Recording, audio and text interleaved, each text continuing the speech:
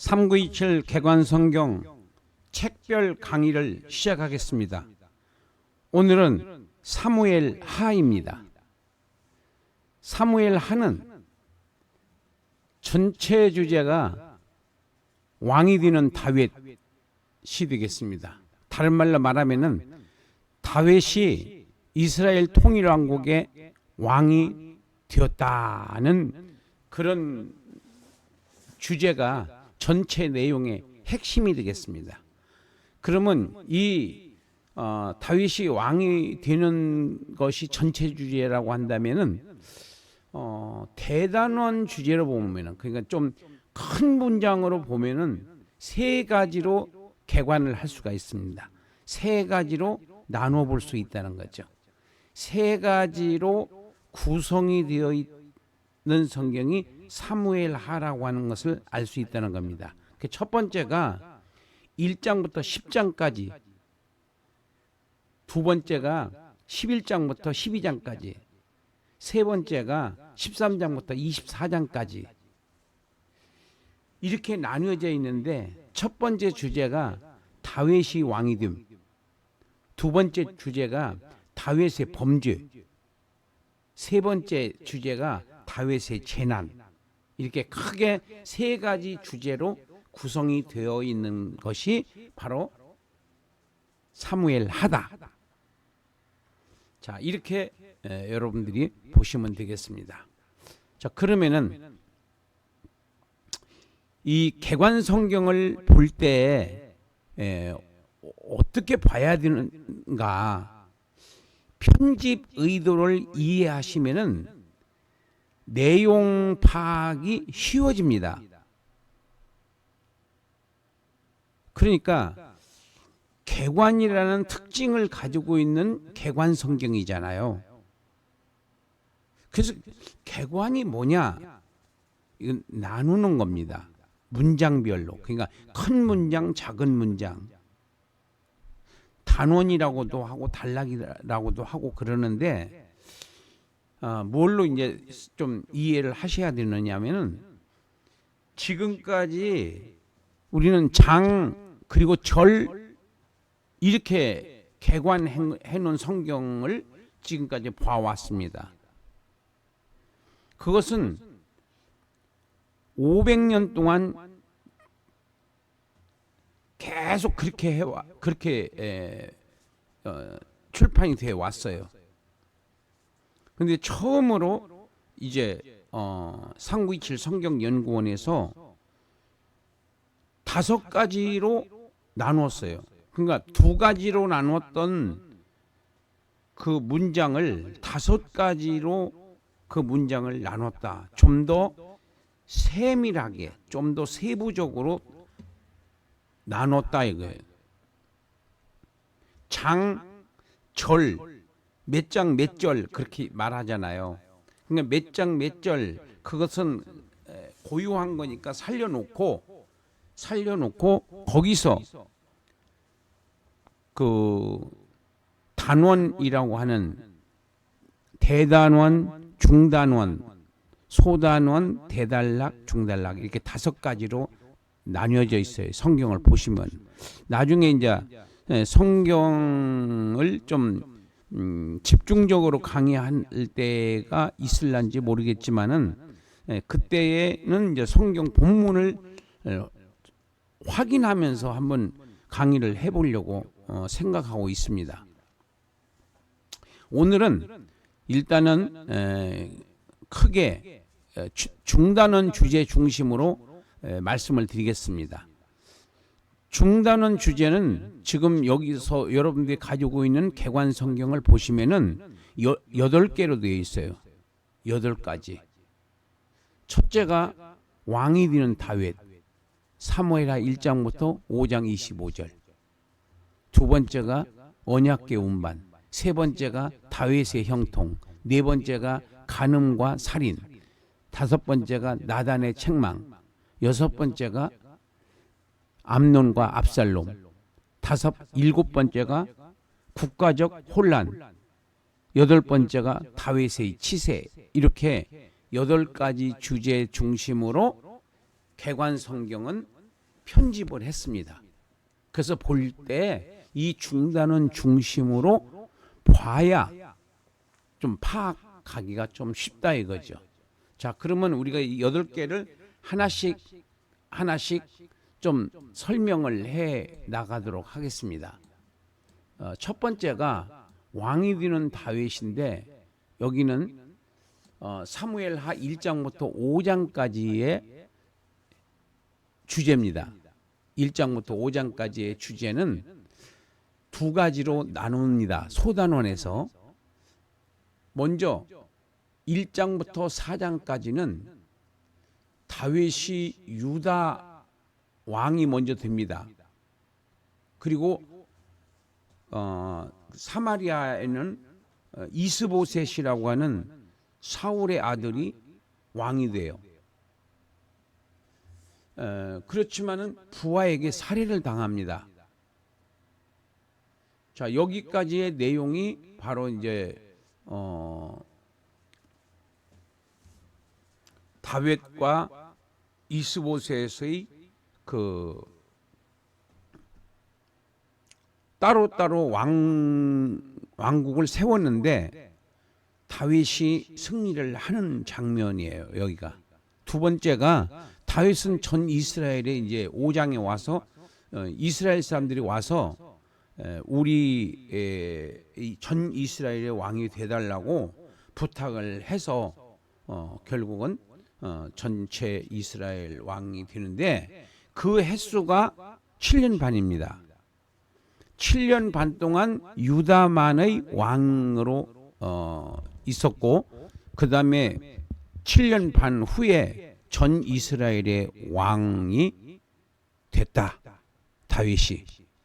자, 이렇게 해서 여기서부터는 이제 본격적으로 이제 다윗이 다윗의 이제 그 신앙이라든지 이런 내용들이 나타납니다. 그래서 이번 같은 경우에는 두 번째 중단원입니다. 언약궤 운반이라는 큰 주제가 있는데, 이것을 조금 풀어드리면은 다윗은 하나님의 언약궤를 예루살렘에 모셨습니다. 그리고 축복을 받았다는 내용으로 구성이 되어 있어요. 6장부터 7장 두 장인데, 6장은 다윗은 신앙의 열심으로 언약궤를 다윗성에 모셔오도록 했습니다. 근데 이 내용이 역대상에서 더 자세하게 나와요. 여기서는 굉장히 간단하게 나오는데 거기는 해석까지 나옵니다. 역대상에서. 두 번째 7장에 가서는 다윗은 성전 건축을 허락받지 못해요, 하나님께. 그리고 그렇지만 번영은 약속합니다. 그리고 왕정도 사울은 끝났잖아요. 근데 다윗은 BC 586년까지 왕정이 바벨론에게 포로로 잡혀갈 때까지 왕이 있었어요. 자, 그 다음에 이제 세 번째는 다윗이 가는 곳마다 형통했다고 하는 그런 내용이에요. 세 번째가 여기가 8장부터 10장 19절까지 내용인데, 다른 말로 말하면은 하나님께서 주변 국가들을 정복하게 하셨고, 그리고 강성하게 하셨어요, 다윗을. 그래서 어떻게 했느냐? 다윗은 하나님의 도우심으로 주변 국가들을 다 정복하였고 전리품을 하나님께 바쳤습니다. 그리고 다윗은 라빠라고 그 당시에 여기를 성지 순례 때 가보기도 했는데, 그 당시로서는 제일 큰 성이었다고 그래요. 근데 산 꼭대기에다가 세워놨더라고요.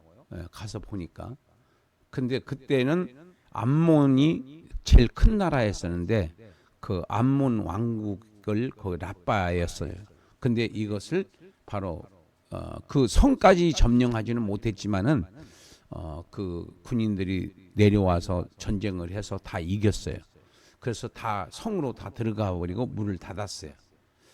자, 여기까지가 이제 지금 그 아람은 헬람 전투에서 아람을 또 경멸합니다. 아람이 지금으로 말하면 이제 시리아 쪽이 되겠습니다. 그쪽에 그 아람이 암몬을 도우려고 왔다가 다윗 군대한테 박살이 납니다. 자, 이렇게 해서 주변 국가들을 다 이기고 그리고 그러니까 형통하는 거예요. 이 다윗이 어디를 가든지 하나님께서 이기게 하셔서 하나님께서 적극적으로 도와주셨다는 것을 알 수 있습니다. 그것은 다윗이 그간에 고생을 많이 했고 또 하나님의 뜻대로 살으려고 사울을 죽일 수도 있었지만은 기름 부음 받은 하나님의 종을 죽일 수 없다. 그래서 두 번이나 기회가 왔지만은 자기 손으로 피를 묻히지 않겠다고 살려 보내 주는 그런 그 믿음의 행동을 하나님께 보여 드렸습니다. 그래서 하나님께서 다윗을 인정했고 다윗을 왕으로 세우게 된 거죠. 그 사람이 잘 될 때 교만하게 되고 안 될 때에 우리가 실망하는 경우가 많은데 우리가 예수님을 믿는 성도들은 잘 될 때 겸손해야 되고 더 낮아져야 되고 그리고 안 될 때 믿음을 가지고 담대하게 좌절하지 말고 나가야 하겠습니다. 여기서 이제 그 무슨 간음과 무슨 살인을 저질렀는지에 대해서 이제 설명을 드리겠습니다. 다윗은 밧세바와 간음을 했고 이것을 감추려고 그 남편 우리야 장군을 죽게 하는 만행을 저질렀습니다. 조금 자세하게 표현을 한다고 하면은 11장에서 11장 1절부터 다윗은 밧세바와 간음죄를 범하였고 이를 은폐하려고 했습니다. 그러나 이제 다윗은 우리야를 죽이는 만행을 저질렀고 그리고 악을 행했습니다. 자, 이것이 무사히 잘 통과된 줄 알았어요. 그랬는데 하나님께서 나단 선지자를 보내서 다윗을 책망하시는 장면이 나옵니다. 여기가 이제 5번째 중단원인데 하나님은 다윗의 죄를 책망하셨고 심판을 선언하셨습니다. 그래서 나단을 보냈어요.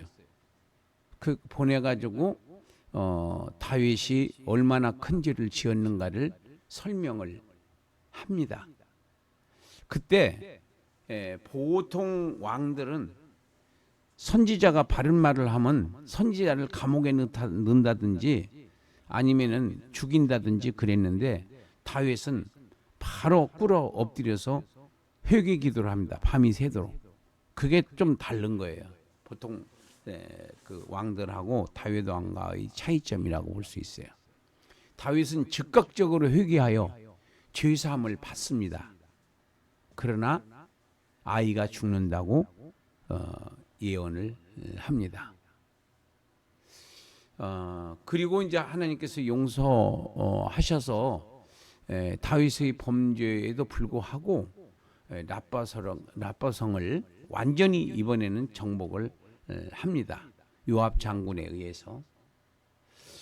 이 내용이 이제 12장인데 제가 이제 5번, 6번을 5번, 6번이 같은 내용인데 이 5번은 나단의 책망이고 6번은 이제 내용이 많습니다. 13장부터 18장까지인데 이제 이 다윗 가문이 흔들립니다. 여기서 어떻게 흔들리냐? 암논이 압살롬의 그 여동생을 강간을 하게 되고, 그리고 압살롬이 암논을 죽입니다. 압살롬이 다윗을 피해서 도망을 갑니다. 그리고 요압의 책략에 의해서 압살롬이 돌아와서 다윗을 만나게 해줍니다. 그리고 다윗은 압살롬을 용서합니다. 그러나 아들 압살롬은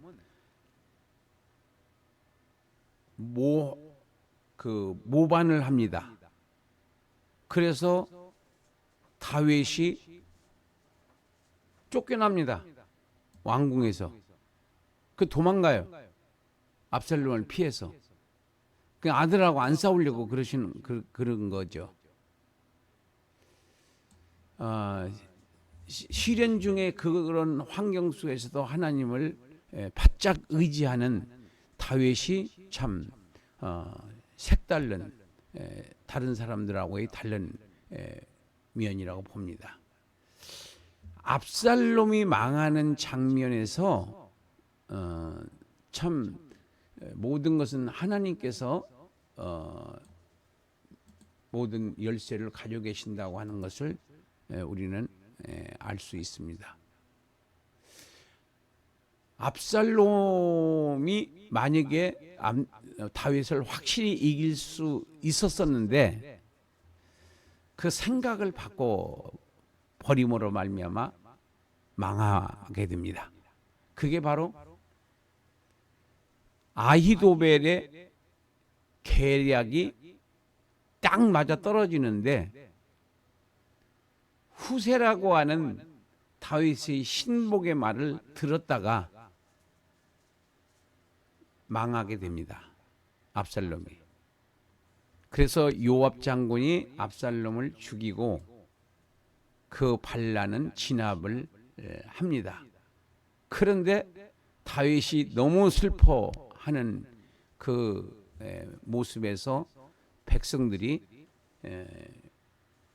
이기고 돌아왔는데 기뻐할 수가 없는 그런 분위기였었어요.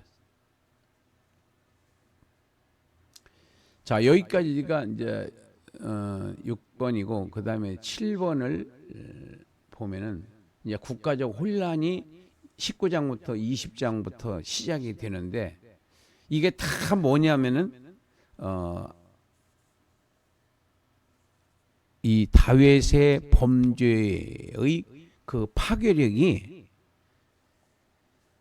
다윗 가문만 흔들어 놓은 것이 아니라 이스라엘이라는 국가 전체를 흔들어 놓는 그런 파괴력을 지니고 있는 것이 죄다라고 하는 것을 우리가 알 수 있습니다.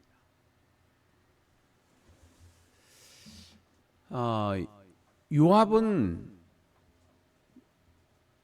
다윗에게 압살롬의 죽음을 지나치게 슬퍼하는 것을 항의를 합니다.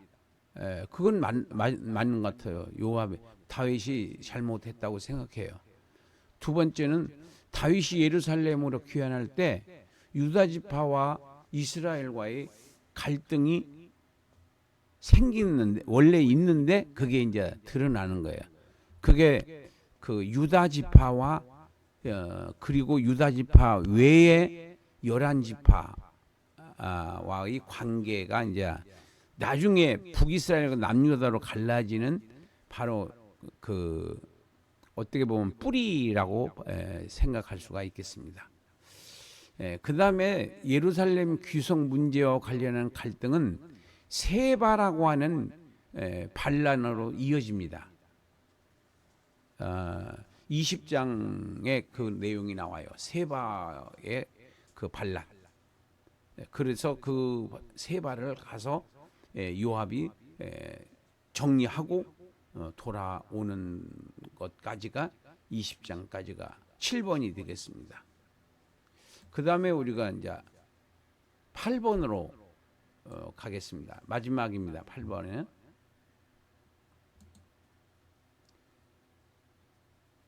8번은 다윗이 어떻게 정치를 했는가에 대한, 이건 연대적 역사가 아니라 축적된 역사의 내용을 이렇게 묶어가지고 21장부터 24장까지 정리를 해놓은 거라고 봅니다. 그래서 5가지로 이제 볼 수 있는데, 그 사울의 기본인 학살로 기근이 발생했다고 해석을 했는데, 글쎄 그 해석을 좀 객관적으로 받아들이기는 좀 어렵습니다. 그래서 사울의 그 잔재들을 삭제하기 위한 명분이지 않았었겠느냐 하는 신학적인 해석은 해볼 수 있습니다.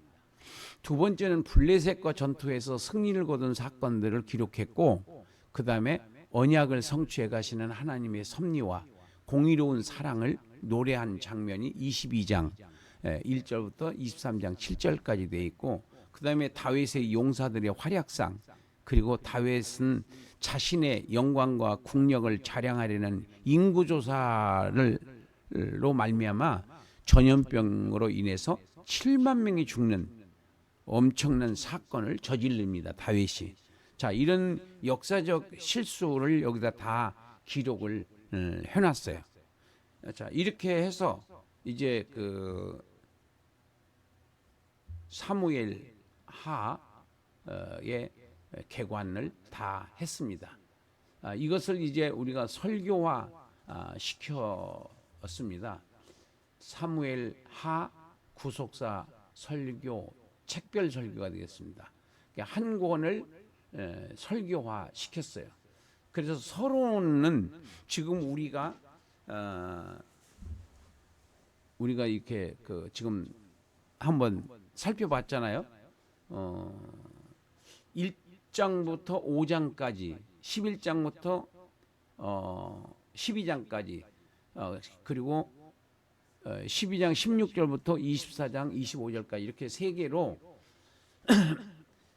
왕이 되는 다윗, 먼저는 유다에서 먼저 왕이 되고 7년 반 후에 전 이스라엘의 왕이 됐다는 내용이 1장부터 5장까지 하고, 그 다음에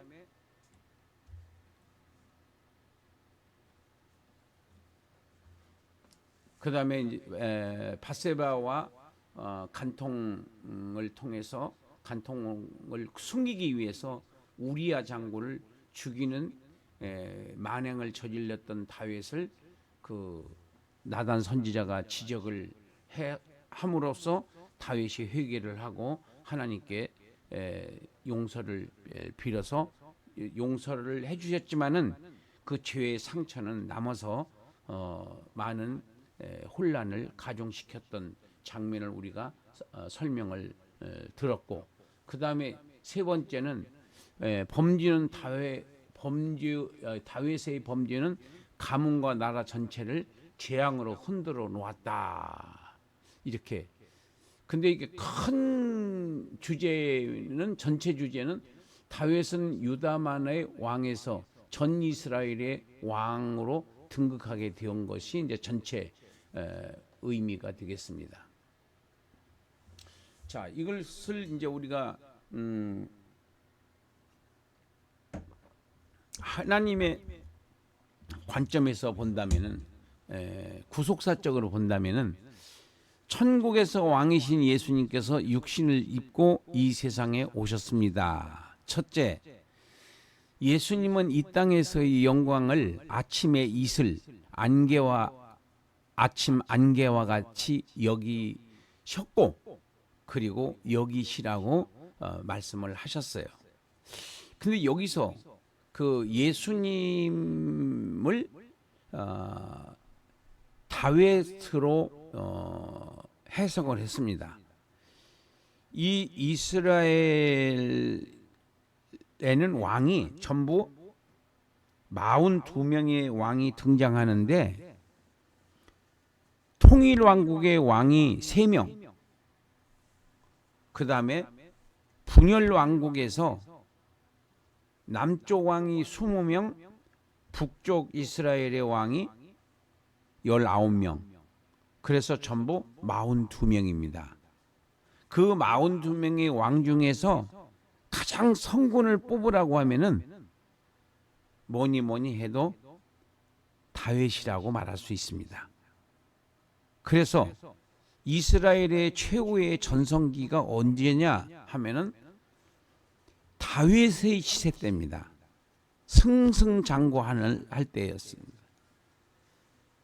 그 재산으로서는 솔로몬 때가 더 부자였지만은 하나님과의 관계적인 면에서는 다윗 시대가 가장 믿음이 좋았을 때다, 이렇게 봅니다. 그래서 예수님의 다윗의 생애와 사역을 예수님의 생애와 사역으로 우리가 적용을 해봤을 때 다윗은 이 땅에서의 왕이 되기 위해서 갖은 노력을 다 합니다. 그러나 예수님께서는 이 땅에서의 영광을 아침의 이슬과 같이 보셨고, 그 다음에 안개와 같은 그런 지나가는 찰나의 시대고 찰나의 인생이다고 그렇게 믿으셨기 때문에 0.1%도 이 땅에서의 미련을 갖지 않으시고 바로 천국의 그 영광을, 천국에서의 왕이 될 그 영광을 위해서 이 세상에 오셨던 겁니다. 그리고 예수님께서는 약한 사람들과 병든 자들과 소외된 자들의 친구가 되어줬고 위로자로 살고 가셨어요.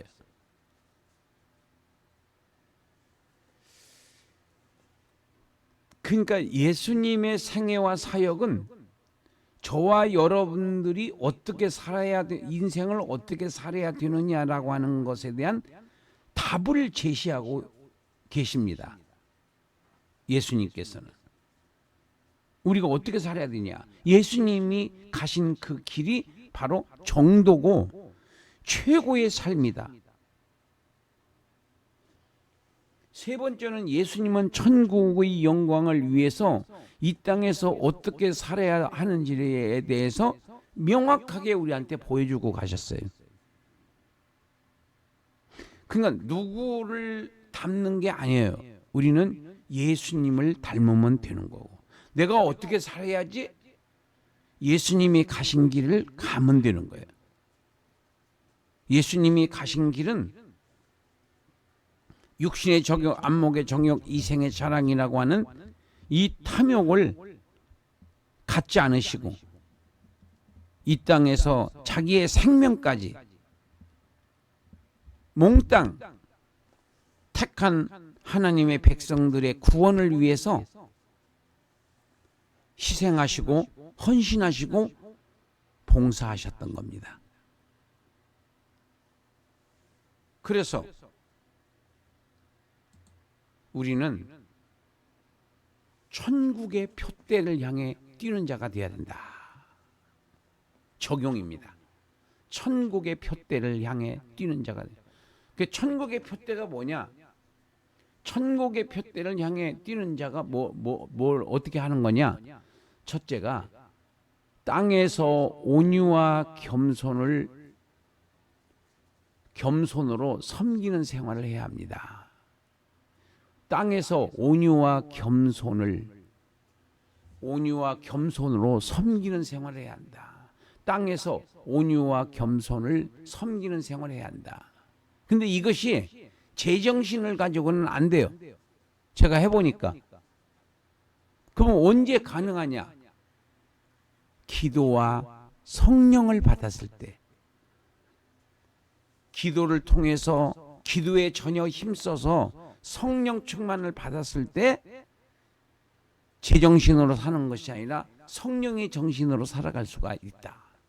그럴 때는 내가 나를 위해서 사는 것이 아니라 주님의 나라 확장과 그리고 하나님의 말씀을 생활에서 적용하는 것이 나의 표대가 되는 거예요. 인생의 표대. 그리고 뭐와 내가 싸워야 되느냐?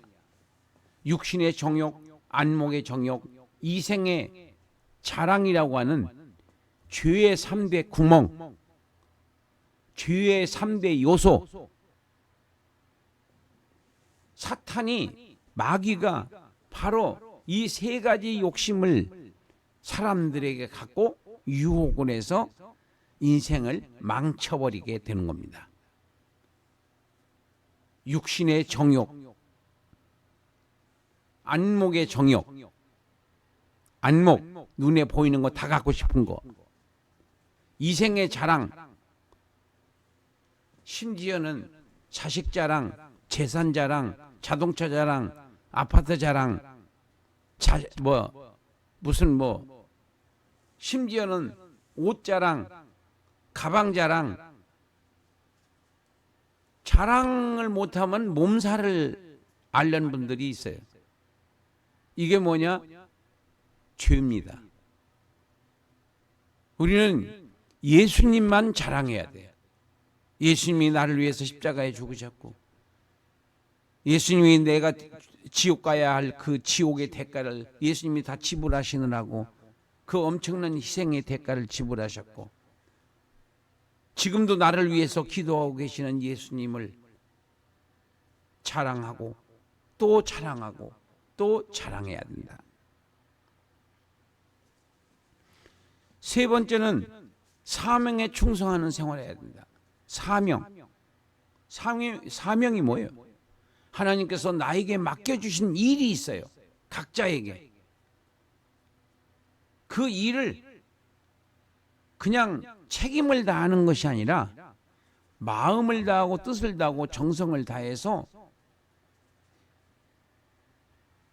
내가 할 수 있는, 그리고 할 수 없을 때에 바로 성령님께 기도해서 능력을 받아서라도 하나님의 뜻을 이루고야만은, 이루고 내가 천국에 가야 된다고 하는 그런 압박감, 그런 압력을 우리가 하나님께로부터 받아야 된다는 거죠. 헐렁헐렁하게 사는 게 아니라 타이트하게, 그리고 정말로 주님이 보실 때 착하고 충성된 종이라고. 네가 이 세상에서 하는 일은 작은 일입니다. 네가 작은 일에 충성하였으니 내가 많은 복을 주리라. 천국에서 많은 재산을 주겠다. 이것이 바로 하나님의 뜻입니다. 그래서 오늘 여러분들이 사무엘 하를 통해서 천국의 표대를 향해 뛰는 자가 되어야 하나님의 나라에 가서 멸관의 주인공이 될 수 있다는 믿음을 갖고 승리하시기를 주님의 이름으로 축복합니다. 감사합니다.